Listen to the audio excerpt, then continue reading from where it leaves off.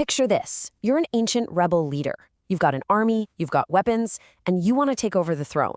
But there is a massive problem. How do you convince an entire kingdom that you have a legitimate, cosmic right to overthrow a powerful, established king? Well, welcome to our explainer for today. We're going to unpack one of the most brilliant political strategies in human history, one that literally shaped ancient China for thousands of years. Here's exactly how we'll break it down today. We'll start with the Shang dynasty, look at the Zhou takeover, explore the mandate of heaven, walk through the dynastic cycle, do a quick knowledge check, and finish up with the enduring legacy of these ideas. All right, let's jump right into part one, the Shang dynasty, an era of unrivaled power and Bronze Age might.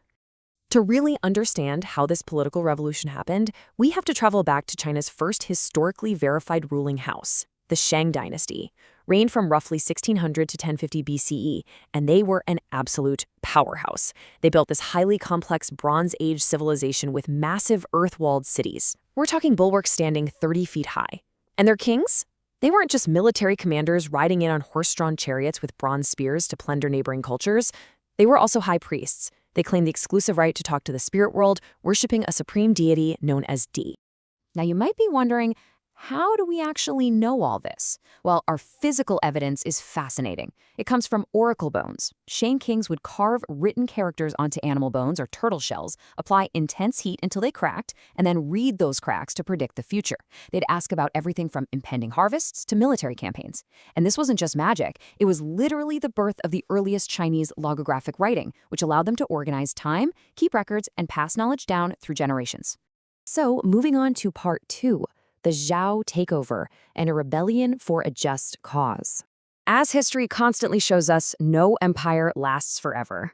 Out on the western frontier, a former vassal state known as the Zhou decided they'd had enough. Historical records tell us the final Shang king, a guy named Di Xin, was incredibly corrupt. The histories paint him as the ultimate embodiment of cruel excess, torturing his advisors, squandering the wealth of the kingdom, and completely ignoring the everyday welfare of his people.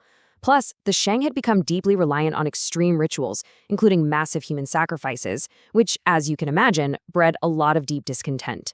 So when the Zhou, led by King Wu, finally overthrew the Shang around 1046 BCE, they couldn't just say, hey, we have bigger armies.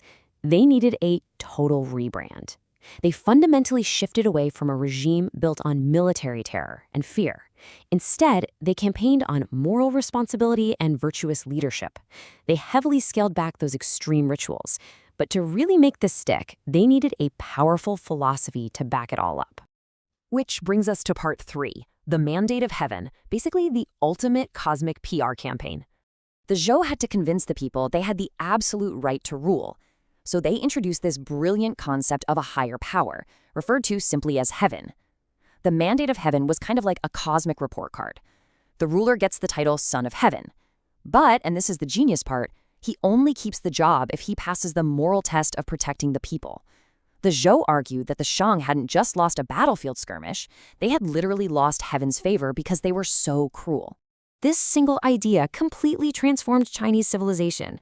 Later thinkers built heavily on this moral foundation. Take Confucius, for example, who lived during the later turbulent years of the Zhou dynasty. He emphasized that true leaders absolutely must govern by virtuous example. Just look at this quote from the Analects. He's basically saying that if you only use harsh punishments, people will just look for loopholes. But if you lead by virtue, the people will naturally govern themselves. And this moral order wasn't just for the emperor at the top. It extended all the way down to everyday society through concepts like filial piety or Shao. This meant deep respect for one's parents and ancestors. Confucius actually believed this was the starting point of all human virtue. The logic here is really beautiful. Peace in the massive empire starts with respect and good behavior right inside your own family's house. The cosmos, the government, and the family were all totally interconnected. Let's look at part four, the dynastic cycle, often called the wheel of history.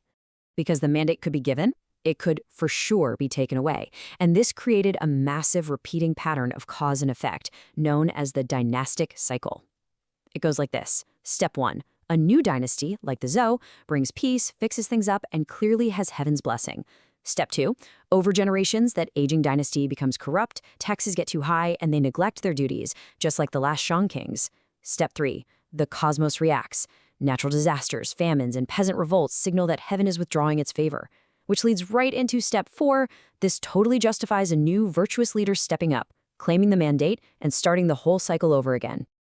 All right, let's pause for part 5, a quick knowledge check to test your understanding. Now that we've mapped out the logic of ancient political power, let's see if you can apply it. Imagine you're an everyday citizen living under the Zhou dynasty. A massive flood just wiped out the harvest, rivers are overflowing, and people are starving in the streets. Based on what we just learned about the mandate of heaven, what does this natural disaster signal about your emperor? Take a quick second to think about it. Okay, if you guess that the emperor is failing his cosmic report card, you hit the nail on the head. In this worldview, natural disasters were not just bad weather, they were huge political indicators. A flood literally meant the emperor was losing heaven's favor because he failed to protect his people. If he didn't fix the corruption fast, the mandate of heaven was at high risk of being revoked, which made a rebellion perfectly justified. Finally, let's wrap up with part 6, an enduring legacy looking way beyond the Zhou dynasty. To really close out our explainer today, we have to look at the massive ripple effect of this one single idea.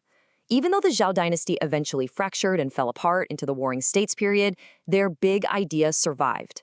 The mandate of heaven became the continuous thread linking Chinese dynasties for millennia. From the Qin to the Han, all the way up to the Qing dynasty in the 20th century, every single ruling house used this exact same concept to legitimize their power. It was a brilliantly designed double-edged sword. On the one hand, it provided political unity and gave immense authority to a moral sovereign. But on the other hand, it placed a massive burden on that ruler. It permanently embedded this idea that the state exists to serve the people, and if a ruler failed at that, it completely justified the people rising up in revolution against him. Understanding the mandate of heaven is absolutely crucial for understanding the deep rhythms of Chinese history. And honestly, it leaves us with a pretty fascinating thought to ponder. Think about the world around us right now. If modern leaders had to pass this rigorous cosmic test, judged not by their wealth or their military, but by their moral responsibility and the actual welfare of everyday people, who do you think would survive the dynastic cycle? And who would lose their power? Thanks so much for joining me on this explainer. Keep asking those great questions, and I'll catch you next time.